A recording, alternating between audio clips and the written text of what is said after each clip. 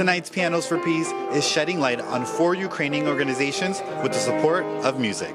The New York City Hispanic Chamber of Commerce, the Bronx School for Music, the Hellenic Progressive Association, Peter Coronis Bronx Chapter, and the National Association of Real Estate Brokers came together for a night of classical music, fundraising, and a conversation on what is happening in Ukraine. We're shedding some light on a war that's going on, saying that we care, and reaching into our humanity in order to do some good in terms of education and also giving some financial support. For Stephen Paternak, owner of Bar 9, a dueling piano bar in New York City, he feels events like Pianos for Peace are a great way for local patrons to be reminded of what is happening in Ukraine and get involved in making a difference. There's so much happening in the world that we almost kind of get forgotten, that we forget about what's going on in the world. So it's important to bring that presence and that knowledge to the people who support Bar 9 so that they're aware of all the things that are going on in the world.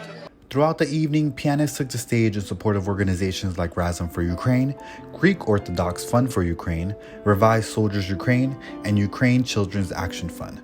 Alex Peroni, who played in support of Razom for Ukraine, hopes to use music as a way to offset the negative effects of war. One of the horrible things about war is that it destroys our humanity, the violence, the carnage that we see. It degrades all of us, whether we participate in it or whether we watch it from our screens. And I think as an artist, I really want to counteract that with creating something beautiful, playing something beautiful. Young pianist Joaquin Estrella, a student at the Bronx School for Music, playing in support of Ukraine Children's Action Fund, shared how valuable it is for him to raise awareness to the tragedy children are facing in Ukraine.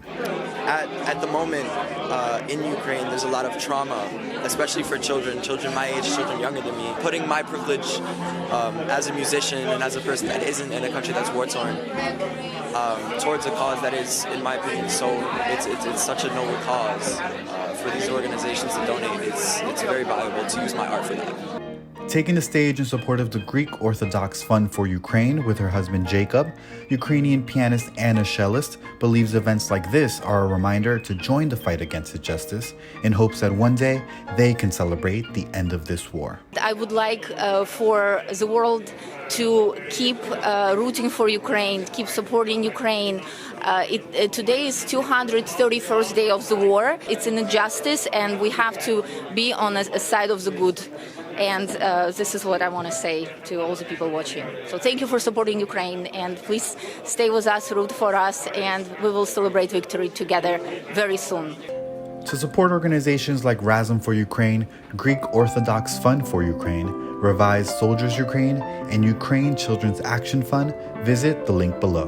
Reporting for BronxNet, Jonathan Calixto.